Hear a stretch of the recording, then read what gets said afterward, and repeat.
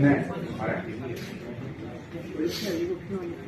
Λοιπόν, συναδέλφοι και συνάδελφοι, Μακρυγιάννης Στέφανος από το Σύλλογο Ροδόπης, και θα ξεκινήσω λίγο διαφορετικά σε σχέση με όλα αυτά που έχουν συζητηθεί εδώ μέσα, βάζοντας σαν πρώτο ζήτημα την πραγματικότητα του σχολείου της Αγοράς, η οποία εισβάλλει στη δημόσια εκπαίδευση. Επειδή όλοι είμαστε σε σχολεία και βλέπουμε, δεν νομίζω ότι υπάρχει κάποιος που μπορεί να αρνηθεί ότι πληθαίνουν περιπτώσεις άμεσης σύνδεσης σχολείων με επιχειρήσεις μέσω χορηγιών που πατούν ακριβώς στη λογική μειωμένη χρηματοδότηση, αξιολόγηση, αυτονομία και στη συνέχεια κατηγοριοποίηση. Έχουμε στη Ροδόπη σχολείο με πινακίδα ευχαριστή στην εταιρεία Bedwin, την εταιρεία τη στοιχηματική. Λοιπόν, η ΔΟΕ για όλα αυτά δυστυχώς, και να με συγχωρήσει, δεν έχει βγάλει κουβέντα, και εννοώ δεν υπάρχει απολύτως κανένα σχεδιασμός για τη διεκδίκηση αύξησης της χρηματοδότησης της δημόσιας εκπαίδευσης. Κανένας απολύτως αγωνιστικός σχεδιασμός. Και ρωτώ, έχει γίνει αποδεκτό με κάποιο τρόπο το δόγμα εδραίωσης της αγοράς στα σχολεία μέσω δήμων, μέσω ΣΔΙΤ, μέσω συμπράξεων με ιδιωτικές επιχειρήσεις? Ρωτώ. Δεύτερο, μείωση της αγοραστικής αξίας των μισθών μας 40%, τα είπανε και άλλοι νωρίτερα. Σήμερα η πλειοψηφία των εκπαιδευτικών είτε δεν έχει σπίτι, είτε δεν μπορεί να βρει σπίτι, είτε τις παίρνουν το σπίτι. Δεν έχει να ζεσταθεί, δεν μπορεί να καλύψει βασικές ανάγκες της. Ξανά απολύτως κανένας αγωνιστικός σχεδιασμός, μακροπρόθεσμος, βραχυπρόθεσμος, μεσοπρόθεσμος, δεν ξέρω, αλλά όλα εκχωρούνται τα ζητήματα του μισθού στην ΑΔΕΔΗ, που τα έχει τσουβαλιάσει σε μια τετράωρη στάση εργασίας, βάζοντας παρέα και το φορολογιστικό προϋπολογισμό που μεταφέρει περαιτέρω κερδοφορία στο κεφάλαιο. Τρίτο ζήτημα. Όλα αυτά αφορούν τις ζωές των εκπαιδευτικών πριν καν μπουν στο σχολείο. Τρίτο ζήτημα. Στην Ανατολική Μακεδονία και Θράκη διαλύεται κυριολεκτικά το ΕΣΥ. Κλείνουν κλινικές και νοσοκομεία. Ολόκληρη η Ροδόπη έχει κρατηθείτε. Ένα ασθενοφόρο. Ολόκληρος ο νομός. Λοιπόν, αυτή η πραγματικότητα είναι σαν να μην αγγίζει καθόλου το συνδικάτο μας. Το κεντρικό εννοώ, το τοπικό το αγγίζει. Το κεντρικό. Υπήρχε η φοβερή ευκαιρία, γιατί αυτά τα προβλήματα υπάρχουν και αλλού, δεν είναι μόνο στη Ροδόπη. Υπήρχε η φοβερή ευκαιρία συμπαράταξης μαζί στον αγώνα με τη διήμερη απεργία των νοσοκομιακών γιατρών, αλλά δεν είδαμε κάτι. Συνεχίζω. Πάμε στη γνωστή μας αξιολόγηση, να μπούμε επιτέλους στο σχολείο. Έχουμε την απόφαση της 92ης Γενικής Συνέλευσης της ΔΟΕ περί χρήσης όλων των επιτυχημένων μορφών. Στη Ροδόπη λοιπόν έχουμε σε ισχύ απεργία αποχή για την αξιολόγηση, από την αξιολόγηση των σχολικών μονάδων. Γιατί μόνο έτσι έχουμε τρόπο να παλέψει όποιος συνάδελφος και συναδέλφισσα θέλει να αγωνιστεί σε ένα σύλλογο διδασκόντων, στον οποίο το δικό μας το σωματείο δεν έχει καν πλειοψηφία, γιατί υπάρχει κι άλλο σωματείο που δεν είναι μέλη. Και έτσι έχουμε τα μισά σχολεία που δεν έχει πλειοψηφία το σωματείο μας. Πώς ακριβώς θα καλυφθούν οι συνάδελφοι και συναδέλφισες αυτές?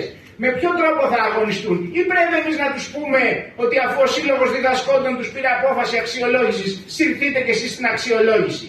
Θεωρώ ότι είναι εξαιρετικά σημαντικό σήμερα και στη συγκυρία της εγκυκλίου του Κατσαρού, όχι για την Ροδόπη αλλά για όλη τη χώρα, για να μπορέσει όποιος όποια θέλει να συνεχίσει τον αγώνα ακόμα και στις πιο δυσμενείς συνθήκες, γιατί δυσμενείς είναι οι συνθήκες σε ένα σύλλογο διδασκόντων που η πλειοψηφία θέλει να κάνει αξιολόγηση, είναι δυσμενείς και για την καθημερινότητα δηλαδή του εκπαιδευτικού, πρέπει να έχει έναν τρόπο να παλέψει. Γι' αυτό είναι απόλυτη ανάγκη να επαναπροκηρύξει η ΔΟΕ απεργία αποχή από την αξιολόγηση σε όλη τη χώρα. Μιλάω για την αξιολόγηση των σχολικών μονάδων. Ενότητα. Εντάξει. Ενότητα. Μιλήσαν πολύ για ενότητα σήμερα.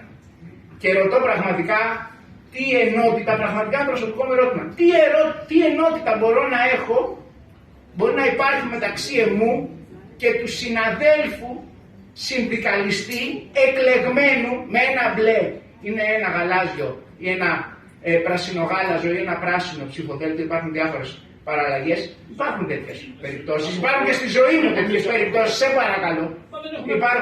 Υπάρχουν και στη ζωή μου τέτοιες περιπτώσεις που όντας εκλεγμένος και σε δευτεροβάθμια όργανα, σας πληροφορώ, κάνει μια χαρά αξιολόγηση και υπονομεύει την απόφαση της 92ης Γενικής Συνέλευσης της ΔΟΕ. Μην πω σε ονόματα, άμα θέλετε το του μετά τη ΔΟΕ να τα πω, δεν είναι θέμα προσωπικό. Είναι θέμα υπαρκτό, ότι υπάρχουν άνθρωποι εκλεγμένοι οι οποίοι υπονομεύουν την απόφαση. Συνεχίζω. Ναι, εντάξει. Αλληλεγγύη. Πάει παρέα με την ενότητα. Τη γνήσια ενότητα στην απεργία και στον δρόμο. Τη γνήσια ενότητα όταν υπερασπίζουμε όχι μόνο τη δημόσια εκπαίδευση, αλλά και την ειρήνη και τα σπίτια του Κοσμάκη. Και είναι εκοφαντική η αφωνία της ΔΟΕ στην υπόθεση του αγωνιστή συναδέλφου Ηλία Σμίλιου. Τέλος, ισότητα, και αυτό αφορά πάρα πολύ το σύλλογό μου. Δεν φτάνουν, συναδέλφοι και συνάδελφοι, τα αιτηματολόγια. Όσες φορές και να πούμε ότι διεκδικούμε τη μείωση του ωραρίου νηπιαγωγών και των εκπαιδευτικών των ολιγοθέσεων σχολείων, και πολύ καλά κάνουμε να το λέμε άπειρες φορές, αν δεν κάνουμε κάτι συγκεκριμένο για να μειωθούν τα ωράρια τους, είναι σαν να μην το λέμε. Έχουν απειβδίσει οι συναδέλφες και συνάδελφοι, και τα ολιγοθέσια είναι το 50% των σχολείων της περιοχής μας, να ακούνε αυτά ότι το διεκδικούμε. Εν κατακλείδη, και είναι δύο προτάσεις. Σήμερα, κατά τη γνώμη μου, η ΔΟΕ είναι πίσω από τις εξελίξεις. Ούτε συζητά, ή όταν το συζητά το κάνει ελληματικά, είτε δεν διεκδικεί ή πάλι το κάνει ελληματικά, για το σύνολο των ζητημάτων που αφορούν όχι μόνο το δημόσιο σχολείο, όχι μόνο την εργασία μας, θα μπορούσα να φέρω πολλά τέτοια παραδείγματα, αλλά και τη ζωή των εκπαιδευτικών και τη ζωή όλης της εργαζόμενης πλειοψηφίας που υποτίθεται ότι θέλουμε να συγκροτήσουμε συμμαχία μαζί της. Τώρα χρειάζεται σχέδιο αγωνιστικών κινητοποιήσεων, τώρα χρειάζεται συγκεκριμένες μορφές αγώνα και σχέδιο για τους επόμενους μήνες για να διεκδικήσουμε όλα αυτά και πολλά ακόμα από αυτά που ανέφερα νωρίτερα. Και είτε υπάρξει αυτό το σχέδιο είτε δεν υπάρξει, εμείς θα είμαστε εδώ για να συνεχίσουμε τον αγώνα, να αλλάξει εικόνα αυτή. Θα συνεχίσουμε για σωματεία και συνδικάτα που θα αγωνίζονται εφόσον με τους αγώνες, τις μορφές και το περιεχόμενο που αντιστοιχεί στις σύγχρονες ανάγκες της εργαζόμενης πλειοψηφίας.